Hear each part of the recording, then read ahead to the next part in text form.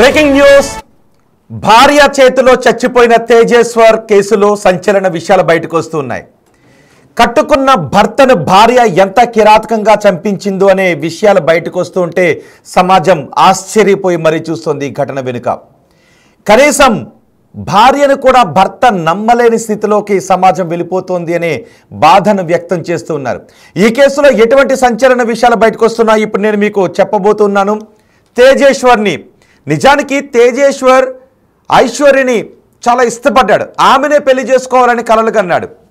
ఆ తర్వాత ఫిబ్రవరిలో, నిజానికి నవంబర్లో, గత ఏడాది నవంబర్లో ఎంగేజ్మెంట్ చేసుకున్నారు. ఆ తర్వాత ఐశ్వర్య తను అంతకు ముందే ప్రేమించిన వ్యక్తితో, తిరుమలరావు, వాడికి అంతకు ముందే పెళ్ళయింది, ఆ వ్యక్తితో చెక్కేసింది, ఆ వ్యక్తితో వెళ్ళిపోయింది. ఈ భాషను ఇంకొక రకంగా కూడా వాడతాం కదా, లేపోయింది అని. సో నేను వాడలేకపోతున్నాను, కానీ కోపం వస్తుంది వాడాలని. వాడితో వెళ్ళిపోయింది. వెళ్ళిపోయిన తర్వాత ఆమెను పెళ్లి చేసుకోవద్దు అని ఇంట్లో వాళ్ళు చెప్పారు. కానీ అప్పటికే ఆమెనే పెళ్లి చేసుకోవాలి, ఆమెతో జీవితం అనుకున్న తేజేశ్వర్ ఆమెతో మాట్లాడాడు. ఆ తర్వాత వెళ్ళిపోయిన ఆమె తిరిగి వచ్చింది. తిరిగి వచ్చిన తర్వాత చాలా నైస్గా మాట్లాడింది. మళ్ళీ తేజేశ్వర్ను నమ్మించే ప్రయత్నం చేసింది. నేను ఎక్కడికి వెళ్ళలేదు, వెళ్ళటానికి గల కారణాలు ఇవి అని తేజేశ్వర్ని నమ్మించే ప్రయత్నం చేసింది. తనను పెళ్లి చేసుకునేవాడు తనని బాగా చూసుకోవాలనుకుంటున్నాను అంటూ చెప్పింది. మరి ఆమె పెళ్లి చేసుకున్న వాడిని చంపించాలని ఈమె ఎలా అనుకుంది? ఈ వివరాలన్నీ ఇప్పుడు అనుమానాలన్నీ కలుగుతున్నాయి. ఆ తర్వాత ఏం జరిగింది అంటే, ఆమె ఎవరితోనో వెళ్ళిపోయింది, తిరుమలరావుతో వెళ్ళిపోయింది. తిరుమలరావుతో వెళ్ళిపోయినా పర్వాలేదు అని అనుకుని ఇవేమీ నమ్మకుండా ఆమెనే పెళ్లి చేసుకుంటాను అని ఇంట్లో వాళ్ళతో ఫైట్ చేశాడు. ఫైట్ చేసి కనీసం ఇంట్లో నుంచి వెళ్ళిపోయి ఐశ్వర్యని పెళ్లి చేసుకోవడానికి సిద్ధపడ్డాడు. అలా వెళ్ళిపోయి పెళ్లి చేసుకుంటే ఆ తర్వాత మనం ఎవరు ఇంట్లో వాళ్ళని వెళ్ళకపోతే పాపము వాడు మనస్తాపానికి గురవుతాడు బిడ్డ అని అనుకుని తల్లి అక్క వాళ్ళు వెళ్ళి అక్షింతలు వేసి ఆశీర్వదించి వచ్చారు. చూడండి ఒకసారి, కాళ్ళకి నమస్కారం పెడుతున్నారు కదా. ఆమె ఎవరో తెలుసా? అత్త. ఆమెకు కూడా తిరుమలరావుతో అక్రమ సంబంధం ఉందంట. తల్లి కూతుళ్ళు మధ్యలో తిరుమలరావు, అటు తల్లి ఇటు కూతురు మధ్యలో తిరుమలరావు. ఈ తల్లి కూతురు ఇద్దరు తిరుమలరావుతో అక్రమ సంబంధం పెట్టుకున్నారు. అప్పటికే వాడికి పెళ్ళయింది, పిల్లలు లేరు. ఏమనుకున్నాడు అంటే, తిరుమలరావు కూతుర్ని పెళ్లి చేసుకుందామని అనుకున్నాడు. ఆమె తల్లితో అక్రమ సంబంధం పెట్టుకున్నాడు, ఆమె కూతుర్ని పెళ్లి చేసుకుందామని అనుకున్నాడు. ఆ తర్వాత తిరుమలరావుకి ఆల్రెడీ పెళ్ళయింది కదా, ఆమె ఇక్కడ కేసు పెడతానని బెదిరించింది. దీంతో ఇది అయ్యే పని కాదు అని అనుకుని పాపం బక్క అమాయకుడిగా దొరికాడు కదా అని చెప్పి ఈ వ్యక్తిని, ఈ తేజేశ్వర్ని పెళ్లి చేసుకుంది. తేజేశ్వర్ని పెళ్లి చేసుకోవడానికి సిద్ధమైంది. కానీ మధ్యలో ఏమైందో లేదో మళ్ళీ తిరుమలరావుతో వెళ్ళిపోయింది. మళ్ళీ తిరిగి వచ్చిన తర్వాత ఈ తేజేశ్వర్ పెళ్లి చేసుకున్నాడు. ఆమెను ఎంత ఆనందపడుతూ చేసుకున్నాడో తెలుసా? ఒకసారి ఫోటోలు చూడండి, అవి ఎంత ఇష్టపడి చేసుకున్నాడో తెలుసా? చూడండి ఒకసారి ఆ ఫోటోలు, అదిగో గ్రూప్ ఫోటోలు చూడండి ఒకసారి. అరుంధతి నక్షత్రాన్ని చూపిస్తున్నాడు చూడండి. అదే చొక్కల్లోకి ఇప్పుడు ప్రియుడితోనూ పురమాయించిన మనుషులతోనూ అదే చొక్కల్లోకి పంపించేసింది. ఆ తల్లికి చూసారా ముఖం చూస్తే ఏమనిపిస్తుంది మీకు? ఆ తల్లి ముఖం, ఆ పిల్ల ముఖం చూస్తే ఏమనిపిస్తుంది? ఈ తల్లి పిల్ల కలిసి తిరుమలరావుతో సంబంధం పెట్టుకున్నారు. ఈ తల్లి పిల్ల కలిసి తిరుమలరావుతో అక్రమ సంబంధం పెట్టుకొని మధ్యలో పాపం ఎన్నో కలలు కంటూ జీవితంపై ఎన్నో ఆశలు పెట్టుకున్న ఈ సర్వేయర్ తేజేశ్వర్ని పెళ్లి చేసుకుని లేపేశారు మళ్ళీ. నిజానికి ఈ కేసులో ఏమనుకున్నారో తెలుసా? ఇప్పుడు నేను ఒక సంచలన విషయాన్ని చెప్పబోతున్నాను, వినండి. ఈ తిరుమలరావు ఏమనుకున్నాడు అంటే, ఐశ్వర్యతో పెళ్లికి అడ్డంగా ఉన్న తన భార్యను లేపేద్దామని అనుకున్నారంట. పిల్లలు లేరుగా కాబట్టి భార్యను లేపేస్తే పని అయిపోతుందని అనుకున్నారంట. కానీ మధ్యలో భార్య అడ్డం పెట్టడం ఇవన్నీ జరగడం, మళ్ళీ ఈ ఐశ్వర్య తేజేశ్వర్ని పెళ్లి చేసుకోవడంతో లేదు నువ్వు నీ భార్యను చంపొద్దు, నా భర్తనే చంపేద్దాం, నా మొగుడిని చంపేద్దామని ఈ ఐశ్వర్య చెప్పిందంట. దీంతో ప్లాన్ అంతా చేంజ్ చేసి మనుషుల్ని పురమాయించి మరీ 17వ తారీఖున సర్వే ఉంది అని చెప్పి పిలిపించి ఆ తేజేశ్వర్ని చంపించి కారులో వేసుకుని తీసుకుని వెళ్ళి ఆంధ్రప్రదేశ్లో కర్నూలులో పడేసి వచ్చారు. పోలీసులు మొత్తం విచారణ జరిపిన తర్వాత ఒక్కొక్క విషయం బయట చూడండి ఒకసారి.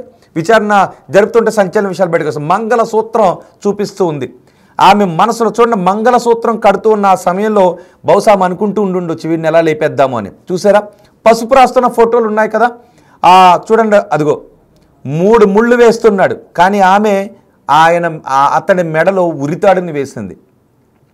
ముఖానికి పసుపు రాస్తే ఈమె ఆ ముఖానికి బూడిద రాసింది.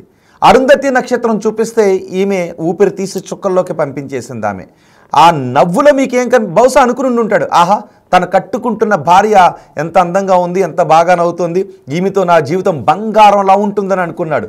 కానీ బుగ్గి పాలు చేస్తుందని అతని మనసులో ఎక్కడ డౌట్ లేదు. కానీ ఎక్కడో ఏదో మూల తేజేశ్వర్ కుటుంబ సభ్యులకు మాత్రం డౌట్ ఉంది. అందుకే పెళ్ళొద్దు పెళ్ళొద్దు పెళ్ళొద్దు అని అన్నారు. లేదు నేను ఈమెనే చేసుకుంటా ఇంట్లోంచి వెళ్ళిపోయని తేజేశ్వర్ పట్టుబట్టాడు.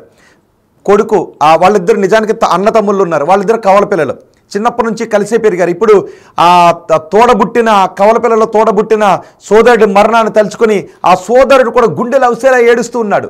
వద్దు అని చెప్పిన నా సోదరుడు ఆమెనే పెళ్లి చేసుకున్నాడు, ఇప్పుడు ఆ ఊపిరి తీసేసింది అంటున్నాడు సోదరుడు. ఆ సోదరుడు బిగ్ టీవీతో మాట్లాడాడు. ఏం మాట్లాడాడు ఒకసారి చూద్దాం.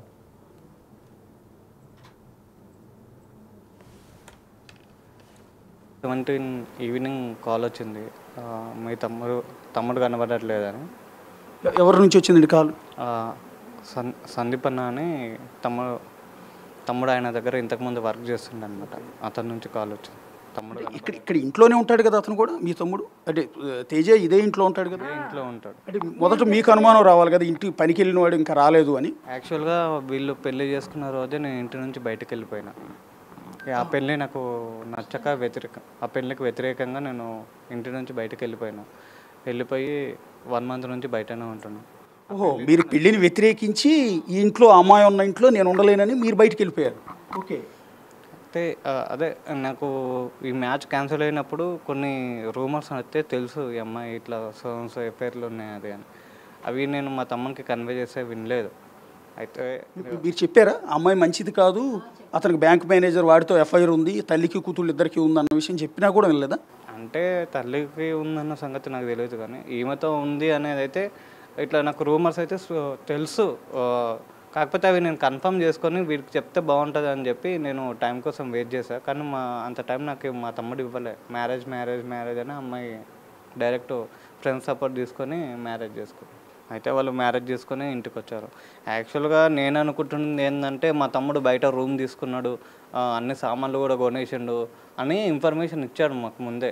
అట్లా అన్నందుకే ఈ అమ్మాయి కూడా మ్యారేజ్ ఒప్పుకొని ఉంటుంది అని నేను అనుకుంటున్నా. ఎందుకంటే ఈమె ఇల్లీగల్ ఎఫ్ఐఆర్ కూడా నడవడానికి ఛాన్స్ ఉంటుంది బయట అయితే, ఇంటి దగ్గర అయితే ఛాన్స్ ఉండదు. అందుకని మా తమ్ముడిని ఒప్పించి మ్యారేజ్ చేసుకున్న తర్వాత ఇంటికి వచ్చిన తర్వాత వాళ్ళకు ఛాన్స్ అనేది కుదరదు. ఇంటికి వచ్చిన 10 days తర్వాత కూడా నైట్ 10 o'clockకి ఏడ్చిందంట కదా, ఏడ్చి ఇంటికి వెళ్తా అమ్మ గుర్తొస్తుందని చెప్పి మా అక్కతో ఉన్నాడంట. ఇంటికి వెళ్తా అని. ఇంటికి వెళ్ళి 5 రోజులు వస్తా అని చెప్పి అక్కడ 15 days వరకు ఉండి ఈ నెల రోజులు కూడా. తేజేశ్వర్ తమ్ముడు చెబుతున్న మాటలు విన్నారుగా. ఆమెకి ముందు ఎఫ్ఐఆర్స్ ఉన్నాయంట. ఎఫ్ఐఆర్స్ ఉన్నాయనే విషయం తనకు తెలిసినా తన సోదరుడికి చెప్పాలి అని అనుకున్నా అంత ఛాన్స్ ఇవ్వలేదు. పెళ్ళి అన్నాడు, పెళ్లి చేసుకుని పరలోకానికి వెళ్ళిపోయాడు అని ఆ వ్యక్తి కన్నీటి పర్యంతం అవుతూ చెప్తూ ఉన్నాడు. ఈ ఐశ్వర్య లాంటి ఆలోచన ఉన్న వాళ్ళందరికీ వార్నింగ్ అనుకోండి, ఏమన్నా అనుకోండి. మీకు పెళ్లి చేసుకోవటం ఇష్టం లేదు అంటే పెళ్లి చేసుకోవటం మానేయండి. మీకు ఆల్రెడీ ప్రియుడు ఉంటే వాడితోనే జీవితం గడపాలని ఉంటే వాడితోనే వెళ్ళిపోండి. పెళ్లి చేసుకుని తర్వాత మొగును చంపేసి ఆ తర్వాత ప్రియుడి దగ్గరికి వెళ్ళిపోదామని ఆలోచనలు ఉంటే దయచేసి మానేసుకోండి. మీకు ఇష్టం లేకపోతే పెళ్లి చేసుకోవద్దు. మీకు ఆల్రెడీ ప్రియుడు ఉంటే వాడినే చేసుకోండి, లేదంటే మీ జీవితంలో పెళ్లి చేసుకోవటం మానేయండి.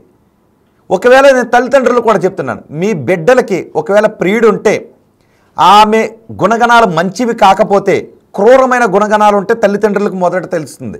మీ బిడ్డ గుణగణాలు మంచివి కాకపోతే, క్రూరమైన మనస్తత్వం ఉన్నదైతే ఎవడికో ఇచ్చి పెళ్లి చేసి అనవసరంగా అతని లైఫ్ని నాశనం చేయకండి. ఇక్కడ ఐశ్వర్య కూడా అదే చేసింది. తిరుమలరావుతో చెక్కేయాలని అనుకుంది, కానీ తిరుమలరావుతో చెక్కేయడానికి ఆల్రెడీ పెళ్ళైన తిరుమలరావు భార్య అడ్డొస్తూ ఉండటంతో సర్లే ఏదో ఒక పెళ్లి కావాలి కదా, ఎవడో ఒక తోడు కావాలి కదా అని పాపం అమాయకుడిగా దొరికాడు అని తేజేశ్వర్ని పెళ్లి చేసుకుంది. ఆ తర్వాత మళ్ళీ ప్రియుడి పైన మోజు చావలేదు, ప్రియుడి పైన ఇష్టమో చావలేదు. ఆల్రెడీ పెళ్ళయింది కదా. వాడేమో పిల్లాన్ని చంపేద్దాం అనుకుంటున్నాడు, నువ్వేమో మొగుని చంపేయాలని ప్లాన్ చేసావు. మీ అమ్మేమో తిరుమలరావుతో కలిసి ఉంది. ఏంటి ఐశ్వర్య ఇది? ఐశ్వర్య లాంటి మనస్తత్వం ఉన్నవాళ్ళు, ఈ ఐశ్వర్య లాంటి ఆలోచనలు ఉన్నవాళ్ళు మీరెవరైనా ఉంటే, బహుశా చాలామంది ఉండుంటారు. ఏమన్నా అనుకోండి, నా మాటలు ఎవరినైనా బాధించినవ్వండి, ఏమీ పర్వాలేదు. మీరు దయచేసి పెళ్లి చేసుకోవటం మానేయండి. మీ మొగుడిని చంపాలన్న ఆలోచన మీకుంటే విడాకులు ఇచ్చి వెళ్ళిపోండి. లేదు మొగుడిని చంపాలన్న ఆలోచన మీకుంటే మీరే విడాకులు ఇచ్చి వెళ్ళిపోండి.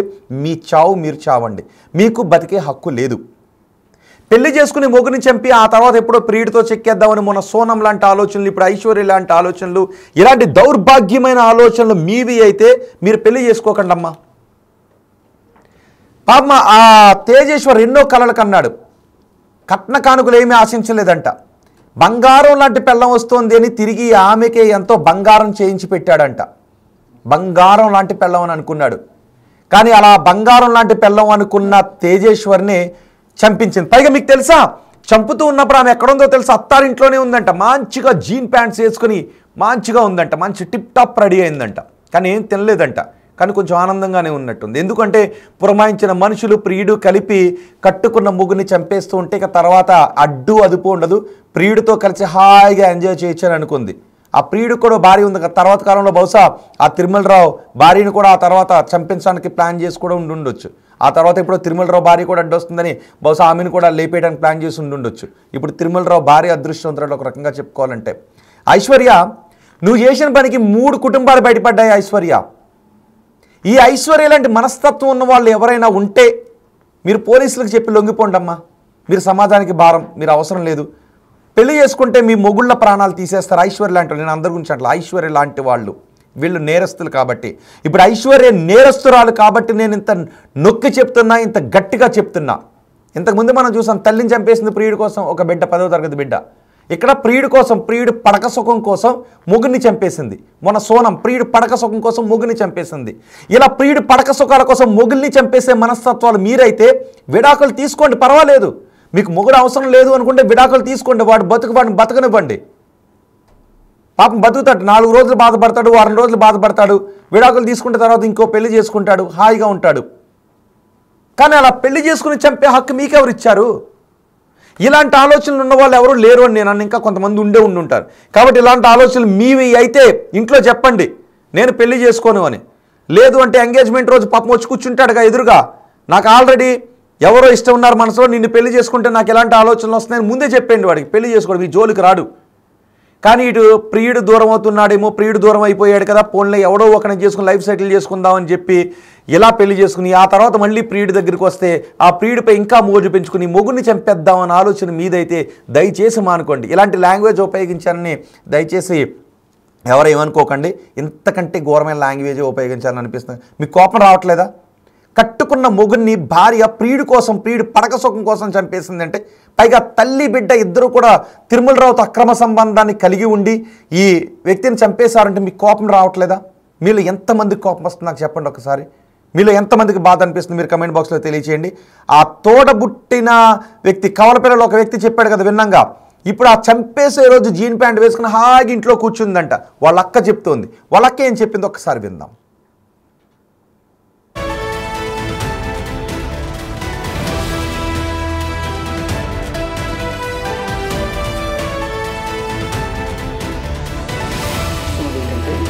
ఆ బ్యాంకు మేనేజర్తో కనీసం 2000 కాల్స్ మాట్లాడిందంట ఫోన్లో. ఫోన్ రికార్డ్స్ తెప్పిస్తే 2000 సార్లు మాట్లాడినట్టు ఉందంటండి. రెండోది, మీ తమ్ముడు వాడే బైక్ ఏదైతే ఉందో బైక్కి ట్రాకర్ పెట్టిందంట. అంటే పెళ్ళైన రోజు నుంచి ఆయన చంపేయాలి అన్న ప్లాన్ ఆవిడ వేసింది అనేది పోలీసులు ఇన్వెస్టిగేషన్లో బయటకు వస్తుంది. అతని మూమెంట్ కనిపెట్టడానికి బైక్ ఒక ట్రాకర్, జీపీఎస్ ట్రాకర్ ఏదో బిగించింది అనేది. అంటే చాలాసార్లు స్కెచ్ చేశారు కానీ వర్కౌట్ కాలేదు. చివరికి కర్నూలులో ల్యాండ్ కొంటానని ఆ రోజు కారులో ఎక్కించుకెళ్ళింది, వర్కౌట్ అయింది అని అంటూ ఉన్నారు. సో ఈలోపు ఈ నెల రోజుల కాపురంలో ఆమె బిహేవియర్ మీద మీకు అనుమానం రాలేదా? అస్సలు ఎంత బాగుంటుంది సార్, ఒక్కరోజు గొడవ పడిన సందర్భం లేదు. కాకపోతే ఏంటంటే ఆ అమ్మాయి, మా అమ్మ వండి పెట్టిన వంట తినకుండే, తను వండి పెడితే అందరు తినాలి కానీ మా అమ్మ వండి పెడితే తినకుండే. ఆమె ఒక హై క్లాస్ అమ్మాయి లాగా బిహేవ్ చేస్తున్నా సార్. ఇంట్లో జీన్స్ ప్యాంట్ షర్ట్లు వేసుకొని తిరుగుతుండే. కొత్తగా పెళ్ళైన అమ్మాయి చీర కట్టుకోవాలి, లేకపోతే అంత చీర మెయింటైన్ చేయలేకపోతే పంజాబ్ డ్రెస్ వేసుకొని ఉండొచ్చు కదా అని నేనంటే, అట్లా నేను మా తమ్ముడు వెళ్ళిపోయిన తర్వాత నాకు తెలిసి నేను అడిగిన, ఎందుకు అలా విధంగా ఉన్నావు, కొత్తగా పెళ్ళయింది కదా పంజాబ్ డ్రెస్ లేకుంటే చీర కట్టుకోవచ్చు కదా అంటే, నువ్వెందుకు పిన్ని అట్లా అంటున్నావు, నాకు అసలు ఇష్టమే లేకుండా మా అమ్మ నాన్న వాళ్ళు బలవంతంగా చేసినారు అది ఇదని అప్పుడు రియాక్ట్ అయింది. మా తమ్ముడు వెళ్ళిపోయిన తర్వాత ఆ విధంగా రియాక్ట్ అయింది.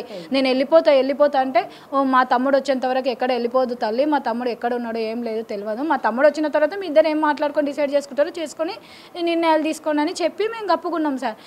ఆ మాట అన్నందుకు ఆ అమ్మాయి ఏం తినకుండా చేయకుండా ఇంట్లో బయట నుంచి తెప్పించుకొని వాళ్ళ పిన్నిని వాళ్ళ బాబాయిని ఇంట్లో పెట్టుకొని వాళ్ళ దగ్గర ఏమేమి మాట్లాడుతున్నానో ఏమేమి లేదో అన్ని చేస్తున్నాయి సార్. ఆమె ఫోను ఎంక్వైరీలో తీసుకున్నాక ఆమె బయోడేటా బయటపడింది. తేజేశ్వర్ అక్క చెప్పిన మాటలు విన్నారుగా, ఇంట్లో ఎంతో బాగుంది, గొడవపడిన సందర్భాలు లేవు అంటే బాగున్నట్లుగా నటించింది. పెళ్లి చేసుకున్న తర్వాత భర్తను లేపేయటానికి ఇంట్లో బాగున్నట్టుగా నటించింది. నిజానికి గత ఏడాది నవంబర్లో పెళ్లి జరగాలి, ఫిబ్రవరిలో తిరుమలరావుతో చెక్కేసింది. అయినా కూడా ఫిబ్రవరి 13వ తారీఖున పెళ్లి జరగాలి, చెక్కేసింది. మళ్ళీ వచ్చిన ఆమెను పెళ్లి చేసుకోవాలని అనుకున్నాడు. ఇంట్లో వాళ్ళు వద్దన్నా సరే పెళ్లి చేసుకున్నాడు.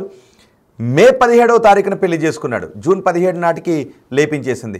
మధ్యలో ఏం చేసిందో తెలుసా, తేజేశ్వర్ బైక్కి ట్రాకర్ పెట్టిందంట. అంటే మధ్యలో 5 సార్లు లేపించేయడానికి ప్లాన్ చేసిందంట.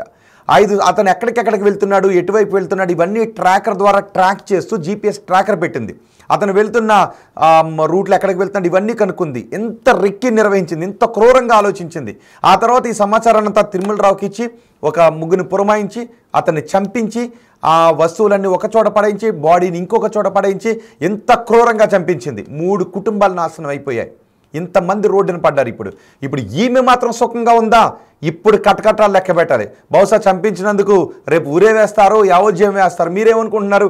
ఆమెకి ఎటువంటి శిక్ష వేయాలని అనుకుంటున్నారు? ఉరిశిక్ష వేయాలా, యావజ్జీవ శిక్ష వేయాలని మీరు కోరుకుంటున్నారా? తెలుగు రాష్ట్రాల ప్రజలుగా మీ అభిప్రాయాన్ని కామెంట్ బాక్స్లో తెలియచేయండి. అండ్ ఇంకొకసారి చెప్తున్నా, ఐశ్వర్య లాంటి ఆలోచనలు ఉన్న వాళ్ళు ఉంటే దయచేసి పెళ్లి చేసుకోకండి. మీరు ప్రేమించిన ప్రియుడు ఉంటే ప్రియుడినే పెళ్లి చేసుకోవాలనుకుంటే ప్రియుడినే పెళ్లి చేసుకోండి. లేదు అన్నీ మర్చిపోయి లైఫ్ని కొత్తగా స్టార్ట్ చేయాలి, కట్టుకున్న వ్యక్తితోనే ఉండాలి అని అనుకుంటే కట్టుకున్న వ్యక్తితోనే ఉండండి. లేదు మనస్పర్ధలు వచ్చాయంటే విడాకులు తీసుకోండి, ఏం పోయిందేం లేదు. కానీ ప్రియుడి మీద మోజుతో ముగ్గురిని చంపేయాలి అని ఇలాంటి ప్లాన్లు మాత్రం చేయకండి, ఎవరికైనా ఆలోచన వస్తే. అండ్ ఇది కేవలం నేను చెప్పింది ఐశ్వర్య లాంటి వాళ్ళకే కాదు, ప్రియురాల మీద మోజుతో భార్యలను చంపించాలి అనే ఆలోచనలు ఉన్న భర్తల గురించి కూడా చెప్తున్నా. అంటే కేవలం ఈమె గురించి కాదు, ఈ ఇన్సిడెంట్ ఐశ్వర్య గురించి కాబట్టి. సో ప్రియురాల మీదో ప్రియుడితో మీదో మోజుతో కట్టుకున్న వ్యక్తిని భార్యో భర్తో చంపేద్దామని ఆలోచన మీకు వస్తే కనుక మీరు చావండి, లేదంటే విడాకులు తీసుకోండి. అంతే తప్ప మీ పార్ట్నర్ని చంపాలన్న ఆలోచన మాత్రం మీకు వస్తే మీకు బతికే హక్కు లేదు. అండ్ ఇక్కడ ఆమె ఏం మాట్లాడిందో తెలుసు, ఒక ఫోన్ కాన్వర్సేషన్లో నాకు మంచి భర్త కావాలి, నన్ను అలా చూసుకోవాలి ఇలా చూసుకోవాలి అని ఆమె మాట్లాడింది. మంచి నంగనాచిలా మాట్లాడింది. ఒకసారి ఆమె ఆడియో కాల్లో ఏం మాట్లాడిందో విందాం. మీ అభిప్రాయాన్ని, ఆమె మాటలు విన్న తర్వాత మీ అభిప్రాయాన్ని కామెంట్ బాక్స్లో తెలియచేయండి.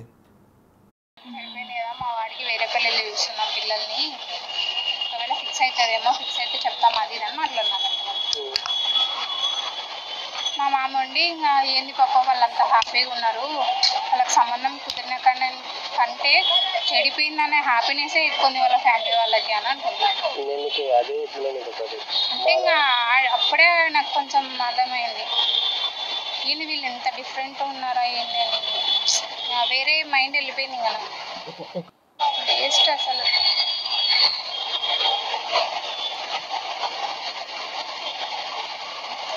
ఈమె కూడా అనకూడదు అట్లా, తప్పు. ఇప్పుడు నువ్వు ఇచ్చే పొజిషన్ ఉంటే చెప్పాలా నువ్వు ఇస్తా అది అని. నువ్వు తర్వాత వాళ్ళ దగ్గర ఒక మాట నా ముందర ఒక మాట మాట్లాడకూడదు. నీ వల్లే ఇట్లా అయింది, నీ వల్లనే ఇంత బాధ వస్తుంది, నీ వల్లనే ఇట్లా అయిపోతున్నా అంటే అనకూడదు కదా, తప్పే కదా అది.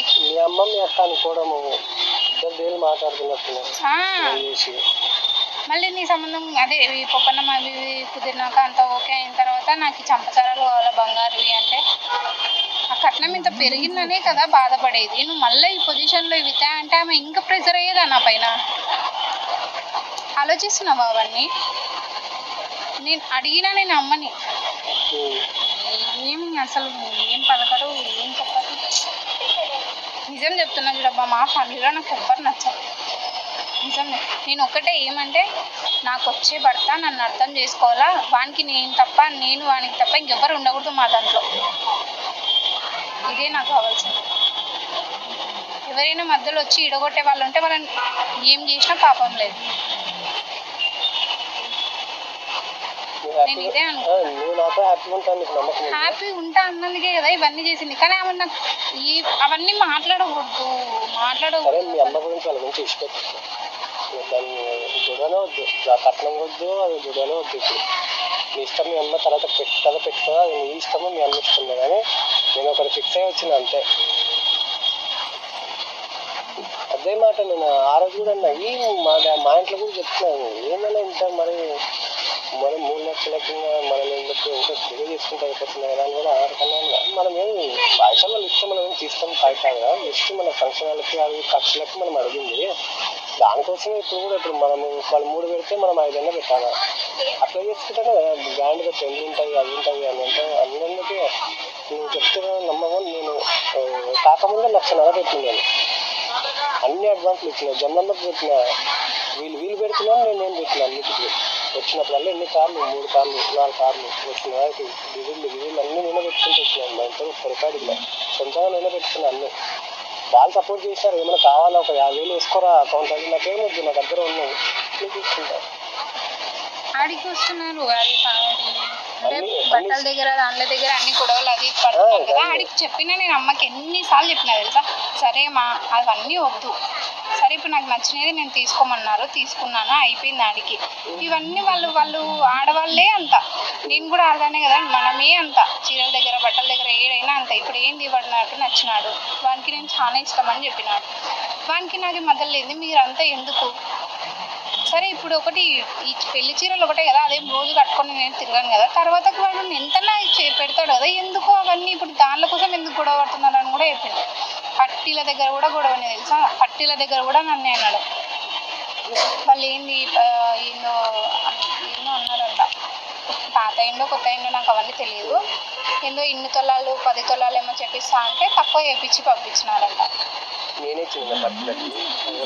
డబ్బులు నువ్వు ఇచ్చినావేమో తెలియదు, మీ అమ్మ మా వాళ్ళు అంటే మా దాంట్లో ఇట్లా 2 తులాలు చెప్పేయాలనండి మేము మాకి, కానీ ఆడేమైంది తక్కువ చేపించి పంపించేసినారు. ఇక్కడ తక్కువ చేస్తే పంపించినారు, దానికి నాకే చూడు ఇంతనే మేము ఇంత చెప్తే ఇంతే చేపించినారు. మళ్ళీ నువ్వు దగ్గర ఉండి ఏం చేసినావు అడిగినా, సెలెక్షన్ చేసింది, కానీ మీ అమ్మ ఏమనిందంట, లేదు ఇవే బాగున్నాయి ఇవే తీసుకో. ఆయన కూడా ఈ షాప్ అని ఏమన్నాడు, ఫస్ట్ అయితే పాపకి చూపియండి, పాపకి ఎంగేజ్మెంట్ అంటున్నారు కదా పెట్టండి, నచ్చలేదా మనం వాపస్ ఇచ్చి మనం వేరేవి తీసుకోండి. నేను అమ్మని ఏం చెప్పాలా, అమ్మ ఇప్పుడు ఒకటి తీసుకో, ఏదో ఒకటి, పెళ్ళయ్యేంత వరకు కొంచెం ఓపిక పట్టుకొని ఉంది, పెళ్ళయిన తర్వాత మాకు ఇష్టం వచ్చినట్టు మేము ఉంటాం కదా, అప్పుడు ఒకవేళ నాకు ఏది నచ్చితే అది నేను తీసుకుంటాను. ఇప్పుడు ఎందుకు దానికి కూడా గొడవనా.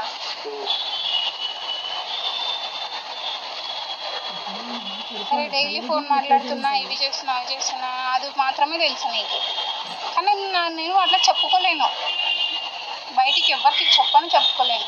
ఏమంటే ఇప్పుడు రీజన్ ఏంది అని అన్నందుకు నేను చెప్పిన, ఇంకా కొన్ని మాటలు అన్నీ చాలా జరిగినాయి కానీ అవి నేను చెప్పేంత ఇది కూడా లేదు నాకు.